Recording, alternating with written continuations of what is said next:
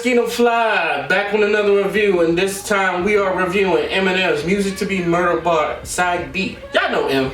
Come on, man. Detroit legend, hip-hop legend. Some people find him as the GOAT. Some people consider him the best rapper alive, even though for a white boy, and some people look at him as still a guest in hip-hop.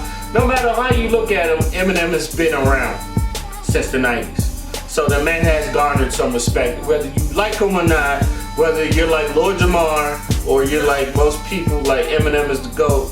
You can say that. Me personally, he has definitely put his time in, he has put his respect in, he has sold millions of tracks, and he deserves the respect all he wants to. Is he in my top 10? I'm not sure, because my top 10 changes a lot. I respect him as an artist, and every time he drops an album, I'm definitely on it. With that being said, I know this dropped in late 2020. I'm trying to catch up to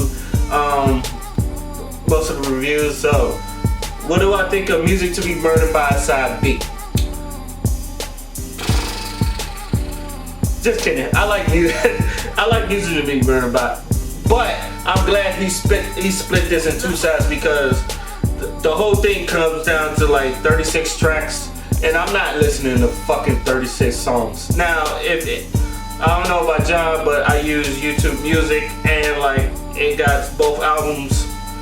It has both albums connected, so it all goes down to like 36 tracks and all that other stuff. So when I looked at that, I'm like, what is it, Chris Brown? I'm not listening to 36 tracks. And then I realized that, oh, he got some of the old albums. His side A is on here as well. So I only had to listen up to like 16 tracks. And that was cool with me. 16 was cool. I like, Eminem has always had like, that's like his number. Like he always put out at least 16 tracks as far as I can remember. Eminem is still on his shit. But I do question him as a producer sometimes, and I don't know if that's him doing it. Some stuff does sound dated. Now this is just me. I don't have a problem with him producing, because I do feel like he's made some classic beats like Moment of Clarity with Jay-Z and some of his own stuff, and like he follows, how can I say it? He follows Dre with the type of beats he makes. It's simple, but it's powerful, and I do appreciate that, because sometimes you ain't gotta have all the bells and whistles. Sometimes a simple, powerful beat will get you, and but some of the stuff I can still see he's like making songs like it's like 2003. Like some stuff I feel like is dated. Like Black Magic with Skylar Grey. I don't know. I've never heard a Skylar Grey song, but I've always heard them on features. And it's just like, even though she sounds good on here, it's like, damn. When was the last time? It's like, what are you saying? When was the last time you heard a Skylar Grey song? Or when was the last time you heard from Skylar Grey? It's like, damn, not since I was like, what, in the early 2000s? And that's how I feel sometimes. Book of Rhymes with DJ Premier, I don't know if DJ Premier produced this track, but it was kind of weird hearing him on there, but he did rap his ass off. And don't get me wrong, Eminem is still rapping his ass off on this thing, especially like in Book of Rhymes and Guns Blazing. He's definitely rapping on there. Zeus, he's definitely rapping on there. Plus, he went at a couple of people. So you know, Eminem, he's always throwing shots at people. That's just Eminem, baby. Y'all not used to it now. Come on, man. He's been doing it since the 90s. One of my favorite songs on here, obviously Zeus. Guns Blazing, because I like hearing like him and Dre on there. I think they always sound good. Higher, I think Higher is really good, and also Nat. And one thing I loved about Nat, and it's like the whole song is like him and these double entendres, and he's using current events with the COVID and like just comparing it to his pen. And like, it's one of my favorite tracks. And then the beat selection, like halfway through there, and then he started doing that fast rapping thing like he did on Godzilla. It's not as fast, but it's like that Eminem flow when he gets into that mode. And I feel like a a lot of people tell you when he gets into that mode, it's just beautiful to hear.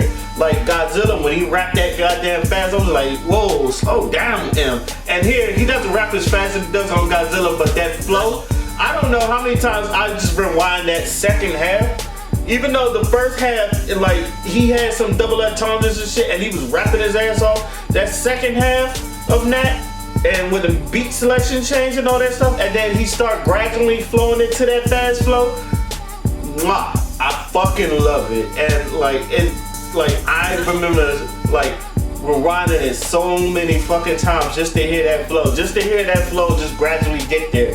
And then it's always upsetting me because I know he can go like a step further, but he doesn't. It just gets me sometimes. Overall, this is a good, consistent album. It's funny because he put one in the beginning of the year and then there's this in the end of the year. And it's a good, consistent album. And I do like the side B. What do I think is better? I think side A is better. But side B is just as good sometimes. But like, even though with some of the beats that does sound dated to me, it's still a cool album. It's still something you can listen to. Still say, like, for some people you can say Eminem was a GOAT, especially on songs like Nat and Zeus. I'm glad him and Snoop Dogg reconciled their little, I don't want to call it beef, let's call it a dispute. Yeah, I'm glad they settled the little dispute they was having, but you know, they old heads, so I'm pretty sure, like, and they know each other for long, so. And plus, like I said, not a lot of people have Eminem in their top 10s, but they do respect his pen. And I'm the same way. Like, I don't know, like I said, my top 10 changes. My top 5 never changes, but 6 through 10 changes all the fucking time. So he may be in my top 10, he may not. But I do respect this pen, I respect his craft, and I respect what he done for hip hop. So with that being said, I'm gonna give this a 7.5 out of 10. I think, like I said, it's not as good as side A, but it does have its bangers and it does have its songs that I do like. So I feel like you should listen to this album. You know, if you don't want to listen to the whole thing, just go from 1 to 16 and that'll be it. So let me know what y'all think of the album. Do y'all think Eminem is the GOAT? Do y'all think he's one of the greatest rappers of all time? Where do you have him? Do you have him in your top 10? Do you have him in your top 20? Let me know in the comment section. Till then, my name is Oscino Fly, and I'm out. Peace. Fancy ass man wear glove of rings, flying around town in a tub of wings. Found out how to make love to fiends. He mixing that fudge with the drug of dreams. She too teenage to have a drug of choice, but she fuck with that Royce like she love Detroit. She rolled.